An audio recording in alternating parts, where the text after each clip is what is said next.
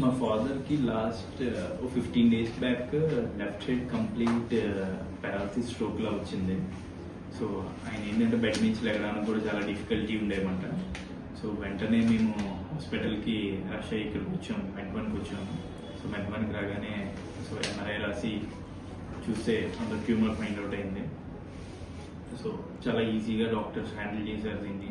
నేను చాలా ఇదిగా ఉండేది అనుకున్నాం, కానీ డాక్టర్స్ కానీ హాస్పిటల్ స్టాఫ్ కానీ మేనేజ్మెంట్ కానీ చాలా సపోర్ట్ చేశారు ఆ టైంలో.